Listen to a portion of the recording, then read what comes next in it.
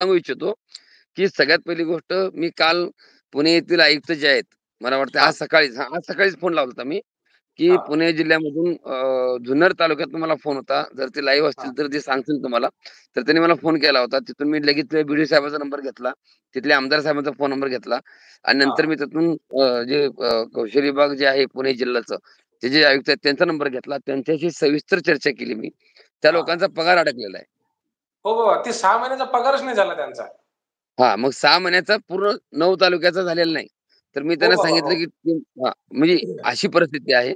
तर मला आमच्या कुठे यापामधून ह्या लोकांची कामं अशी रखडत चाललेली आहेत, की त्याला वेगळं लागत चाललंय. मी आता काय सांगतो, की आज आपण सर्वांनी जॉइन व्हा. त्याकडे हां, सर्वांनी आपलं त्या ठिकाणी आपलं काम बजावा. हां, आपली कामाची सुरुवात करा. हां. आपण आपल्या लाईफमध्ये 6 महिने जे मिळाले होते, त्यातले 6 महिने तुम्ही राबलेले आणि परत घरातल्या लोकांचे 6 महिने, असे 12 महिने तुम्ही खाल्लात. हो, हो. बरोबर. कसे खाल्लात? तर 6 महिन्यामध्ये तुमचा जो पगार आला होता तोही जाळला हां.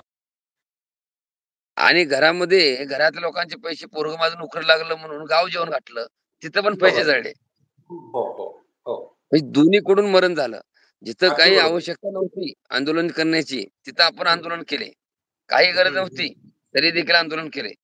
बरोबर. सर, मला आपल्याला एक विचारायचं आहे, की मी तुम्हाला सांगतो, की 4 फेब्रुवारी ला हां. मी आपल्या या कामामध्ये सुरुवात केली. बरोबर? हो, तर हो, हो.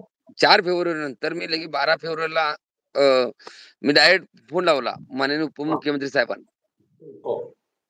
किंवा भरतशेठ गोवाले साहेबांना. दोघांनाही फोन लावला.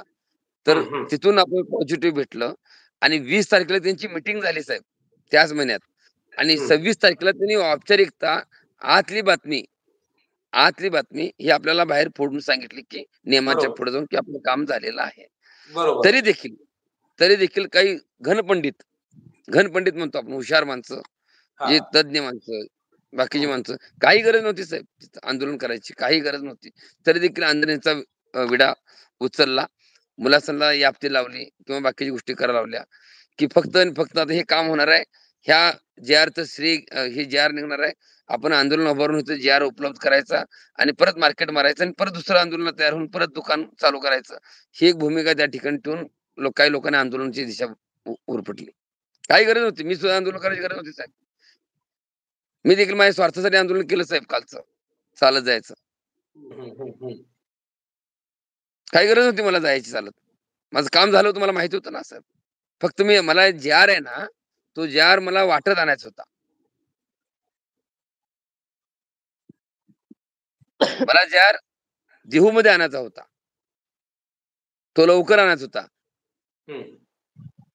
आणि परत अशी कोणाला तरी परत गळ घालून प्रॉब्लेम नको व्हायला. म्हणून हं. आपण त्यावेळेस पूर्ण ताकदीनिशी, पूर्ण ताकदीनिशी मंत्री महोदयाच्या कॉन्टॅक्टमध्ये जाऊन, संपर्कात जाऊन, पूर्ण ताकदीनिशी आपण तो जार ह्याच तारखेला आला पाहिजे, ही भूमिका ठेवून आपण त्या ठिकाणी लढलो. माझी सुद्धा गरज होती ना साहेब काय करायची. कारण जे निघणार होतं हे 26 लाच कळलं हं. होतं.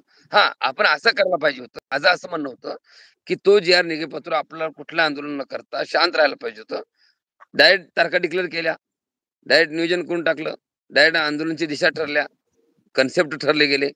त्याचं स्क्रिप्ट तयार केलं गेलं. आता एवढ्या सगळ्या गोष्टी झाल्यानंतर मला सांगा त्याचं उदो झालं ना. तुम्ही जे निघाल्यानंतर त्याच्या विरोधामध्ये जर आंदोलन केलं असतं, तर ते अजून उलटं सोपेच पडलं असतं. साहेब आम्हाला 5 महिन्याचं मान्य नाहीये. आम्हाला 11 महिन्याचा मी पण रस्त्यावर उतरलो असतो. सगळे उतरले असते रस्त्यावरती. एकीकडे मी सॉफ्टमध्ये चाललोय आणि एकीकडे कडकमध्ये चाललोय. तर ताळेबंद होऊ शकत नाही ना सर. आणि तिथं हं. म्हणले काय जातात, की बाबा तुम्ही या आंदोलनाला. त्या प्रशिक्षणाला शिकवलं जातं, की बाबा तुम्ही या. सांगा महाराजला यायला इथं. मुंबईला यायला सांगा. आता मला सांगा एकीकडे तुम्ही शिव्या देऊ लागले स्टार्टिंग पासूनच. एखाद्या कुठल्या माणसाची इच्छा होणार आहे, की बाबा तुमच्या इथं यायचं. तर ह्या सगळ्या गोष्टीवरती न आता जाता जे काही झालं ते पाठीमागे झालं.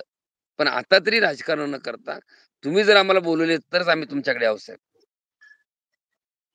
आता मुलं करायला लागलेत ना. मुलांची तळमळ चालू आहे ना, की तालुका अध्यक्ष नेमायला लागलेत, जिल्हा अध्यक्ष नेमायला लागलेत. त्यांना काय निर्णय घ्यायचा तो त्यांचा आहे.